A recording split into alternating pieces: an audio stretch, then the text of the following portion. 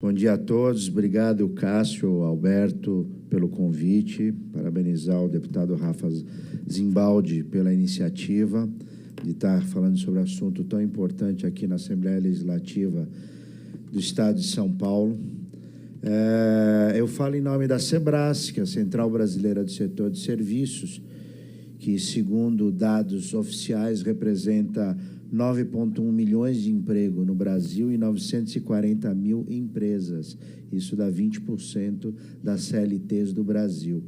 Boa parte da Sebras, setor de serviços, boa parte dela, setor de mão de obra intensiva, ou seja, grandes empregadores, boa parte terceirizados de mão de obra intensiva. E em análise, eu estou nessa luta aí, conversando com à época, encarregado da CECIF, né, responsável pela CECIF, e agora o atual secretário Bernardo Api, que é o mentor intelectual da PEC 45 desde meados de 2018. São 5 anos de conversa, onde nesses 5 anos tive acho que uns 4 ou 5 encontros com ele. Ele escuta, mas não nos ouve. Todos esses problemas que o professor Alberto está mencionando agora foram passados para ele, inclusive rebatidos quando ele fala que os serviços paga pouco tributo.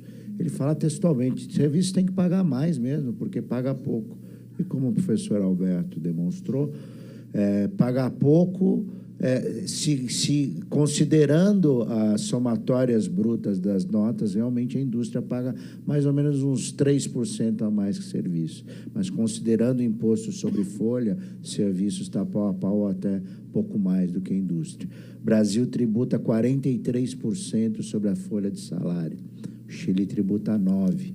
Alguma coisa está errada nesse país, né? Com quase 10 milhões de desempregados, onde não estimula o emprego, né? Nós temos princípios errados aqui nesse país.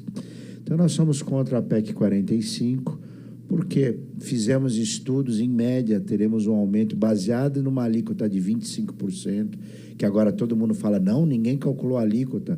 O secretário falou textualmente para a imprensa em 25%.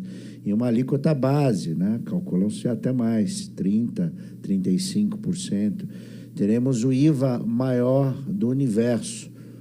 O maior IVA atualmente é o da Hungria, com 27%, e com alíquotas variáveis, né? O único IVA no mundo, na OCDE, que eles costumam festejar bastante, que é único, é o da Dinamarca, com 25%. Nós seremos maior que o da Dinamarca, e quando eles falam em exceções, eles falam assim uma probabilidade, ou seja, eles falam muitas mentiras, né? Ouvi recentemente uma absurda do próprio secretário Api, dizendo que o serviço será o setor mais beneficiado da reforma tributária. Ou seja, tem uma batelada de economistas, tributaristas, falando o contrário. Eu, pessoalmente, estou falando isso, estou em conversa com ele há 5 anos e simplesmente ignorado. Então, a quem interessa esse IVA nos modelos atuais? Interessa a Receita Federal, porque o intuito é arrecadatório, aumentar receitas. Interessa às indústrias, que tem uma cadeia de produtiva onde vai ter compensações nessa cadeia de produtiva, e interessa ao sistema financeiro. Então, eles invertem a ordem das coisas, eles beneficiam 20% da economia em prejuízo de 80%, que é serviços, varejo, o agro, né?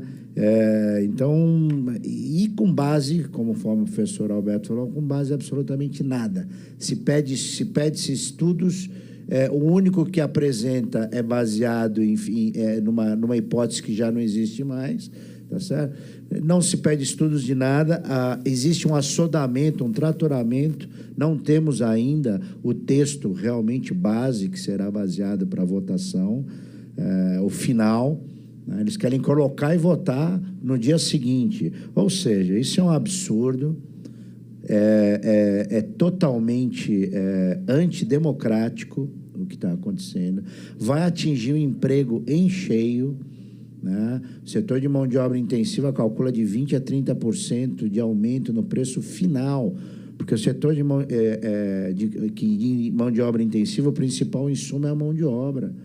E não tem creditação sobre mão de obra, não está previsto nenhum tipo de creditação sobre mão de obra, né? Que o API costuma dizer, não caia, na média, vai ter um desconto médio do valor da alíquota para quem comprar, está certo, só que esse desconto vai ser aproveitado só em insumos, e os serviços não têm insumo. Então, quando a cadeia é vendida de serviços para serviços, de CNPJ para CNPJ, se o outro CNPJ também não se creditar, não tiver onde se... não vai adiantar, não vai aproveitar compensação nenhuma. Então, outra mentira também que estão falando aos quatro ventos, que a economia vai crescer 15% em 10 anos, baseado em quê? Em que nenhum país que implantou IVA existe exemplo de crescimento. E as maiores dores de cabeça que nós temos no Brasil, conforme o professor Alberto também disse, é o ICMS em primeiro lugar, em segundo lugar o PIS e a COFINS. Tá certo? São os maiores litígios tributários. E o ICMS é um IVA. O Brasil foi o segundo país do mundo a implantar um IVA que teve o nome de ICMS. O primeiro foi a França, isso em meados da década de 60. Então, muitas mentiras faladas, muitas falácias, em prejuízo de 80% da economia, que está insatisfeita com isso. Então, aqui nós estamos na Alesp, né, onde representam vários municípios dentro do estado de São Paulo, que os prefeitos, então, mobilizem suas bases, porque também vai ter, conforme foi falado, perda de ISS, perda de arrecadação, e bem lembrado aqui pelo doutor Marcos Carboni, a inconstitucionalidade que vai ser levantada. Além dos 10 anos de transição, que vai ter o impacto e não foi calculado, eventualmente vai ter briga no Supremo Tribunal Federal, que não raro demora 20, 30 anos para decidir algum tipo de questão. Então, mais essa questão ainda que não foi levantado, né? Então, por todas essas razões, e principalmente pela capacidade econômica e de emprego que a Sebrae tem, nós estamos preocupados com o que virá, porque 20%, 30%, passado dia para a noite, 20%, 30% de preço final, simplesmente o tomador de serviços não aceita, obviamente, e simplesmente corta os serviços. Corta os serviços, corta o emprego, corta a arrecadação da empresa, corta a arrecadação do fisco, e nada disso está sendo levado em consideração, né? É engraçado que o presidente da CNI deu também uma declaração na semana passada que quem é contrária à PEC 45 não leu o texto. Eu pergunto, que texto? Se não tem nenhum texto final ainda.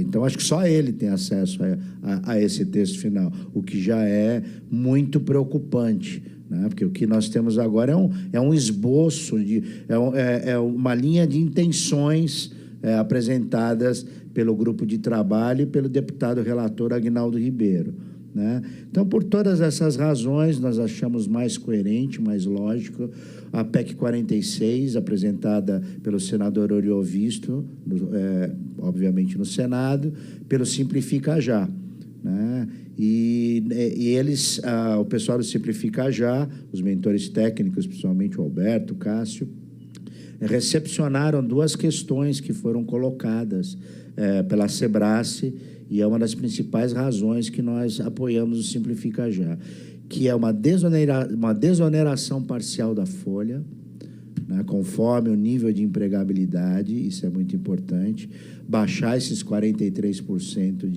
de carga tributária que nós temos, e mais essa regulamentação do PIS e do COFINS e da COFINS, que é outro calcanhar de Aquiles aí para o setor de serviços, isso num bojo da PEC, indo em matéria infraconstitucional através de projetos de lei que nós estamos até pleiteando ao senador Oriovisto, que já apresente também esses projetos de lei com um pacote total, como já foi apresentado a PEC 46. Então, a Sebrae apoia o Simplifica Já e a PEC 46 do senador Oriovisto. Obrigado, Cássio.